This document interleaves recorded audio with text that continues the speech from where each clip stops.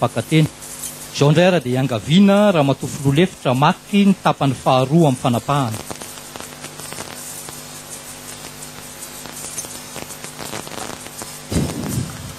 Ny amin'ny fahefany vaomeram-pirenena mahaleo tena misahana ny fifidianana satria araky ny fampiarana ny voalaza ny andininy faha-efatra amby roapolo amby zato sy ny fahafito amby roapolo amby zato amin'ny tsivolana laharana fahafolo sy roa arivo aotra telo tamin'ny telo amby roapolo marsa folo sy roa arivo anaovana lalàna fehizoro mikasika ny fehezan-dalàna momba ny fifidianana sy ny voalaza ny andininy faharoa sy faha-efatra amby telopolo amin'ny didim-panjakana laharana fahafolo sy roa arivo roa amby efapolo amby zato tamin'ny efatra amby roapolo marsa folo sy roa arivo amaritana ny fandaminana ny fomba fiasa ary ny anjara raharaha ny vaomeram-pirenena mahaleo tena misahana ny fifidianana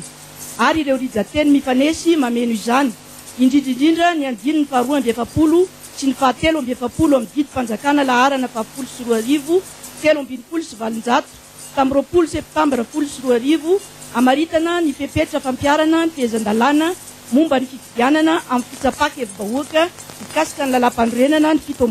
fito ambinifolo novambra folo sy roa arivo. Ny vaomeram-pirenena mahaleo tena misahana ny fifidianana dia mahefa amin'ny famoahana ny vokatra vonjimaika amin'ny fitsapaka evi-bahoaka mikasika ny lalam-panorenana satria araky ny voalaza amin'ny fepetra notondroina tetsy ambony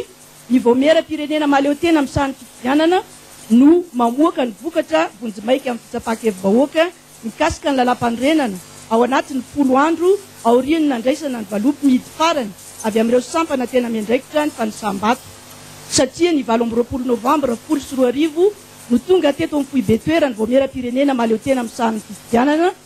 ny valopy mihidy farany avy any amin'ny sampana tena miandraikitra ny fanisam-bato tao amin'ny distrika ny tsara tanàna ny fanambarana tao androany dia tafiditra tsara ao amin'ny fepitaona voafaritra. Ny amin'ny volavolany dalam-panorenany repoblika faha-efatra satria vokatry ny tsangan-javatra niseho teto amin'ny pirenena tamin'ny vanim-potoana ny desambra 8 sy roa arivo ka hatramin'ny marsa 9 sy roa arivo dia tafapetraka ny tetezamita teto amin'ny tany-pirenena ka ankoatra ny fenikevitra izay manana lanja-dalàna fototra sy ireo fenikevy-dalàna kapobeny izay niatra trano dia lasa tsy nifototra tamin'ny lalam-panorenana intsony ny fandaminana ny fanjakana araka ny voalaza ny fanapahana laharana fahatelo ACC tsipika D2 tamin'ny 3 amby roapolo avrily 9 sy roa arivo natao ny fitsarana avo momba ny lalam-panorenana satria noho izany dia tafapetraka ny fahefanavo ny tetezamita ka ny filohan'izany fahefanavo ny tetezamita izany no nisahana ny asan'ny filohan'ny repoblika araka ny voalaza ny fepetra faharoa ao amin'ny fanapahana naseho tao amin'ny taratasy laharana fa 7 ACC tsipika Z tamin'ny 20 marsa 9 sy roa arivo natao ny fitsarana avo momba ny lalam-panorenana satria taorian'ny feonam-be-pirenena izay nataony fahatelo ambinifolo ka hatramin'ny fahavalo ambinifolo septambra folo sy roa arivo dia ny komity fakahakevitra momba ny lalam-panorenana no nandrafitra ny volavolany dalam-panorenana ka nandraisana ireo tolo-kevitra maro samihafa avy amin'ny olo-pirenena sy ireo vondrona samihafa misahana ny toe-karena ny sosialy ary ny politika ka noho ny fahefana izay nomena azy tamin'ny alalan'ny taratasy nataony fitsarana avo momba ny lalam-panorenana voalaza etsy ambony toy ny fahefana manao didim-panjakana eo amin'ny mpivorian'ny ministra ny filohan'ny fahefana avo ny tetezamity dia nandray ny didim-panjakana laharana fahafolo sy roa arivo 7 amby 5 sy 7 tamin'ny 9 ambinifolo aogositra folo sy roa arivo ainakana ny mpifidy andatsabato amin'ny fitsapaka evi-bahoaka momba ny lalam-panorenana sy ny didim-panjakana laharana fahafolo sy roa arivo 2 amby roapolo sy valonjato tamin'ny 3 septambra folo sy roa arivo amerana ny rijateny ny volavolan'ny dalam-panorenana sy ny rijateny ny fanontaniana apetraka amin'ny mpifidy amin'ny fitsapaka evi-bahoaka momba ny lalam-panorenana ataony 17 novambra folo sy roa arivo izay mivaky toy izao ekenao ve ny volavolan'ny dalam-panorenana irosona amin'ny repoblika faha-efatra. Ny amin'ny fanaraha-maso ny fanarahan-dalàna ataony vaomeram-pirenena mahaleo tena misahany fifidianana satria araka ny voalaza ny andininy faharoa ambinifolo andalana faharoa ao amin'ny fehezan-dalàna momba ny fifidianana ny vaomeram-pirenena mahaleo tena misahana ny fifidianana dia manara-maso mba hisiany fanarahana ny didy aman-dalàna mikasika ny fifidianana ho any ambaratonga rehetra mba hisiany fitokisana amin'ny fifidianana ka araka ireo fepetra voalaza ny fehezan-dalàna momba ny fifidianana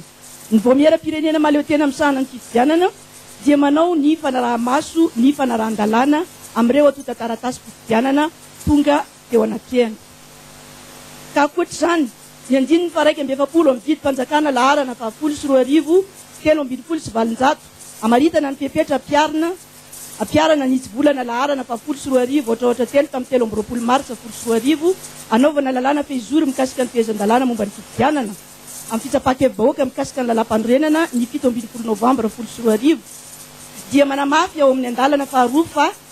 ny vaomera-pirenena mahaleotena amin'ny sany fifidianana dia manao ny fanaraha-maso ny fanarahan-dalàna amin'ireo atota taratasy fifidianana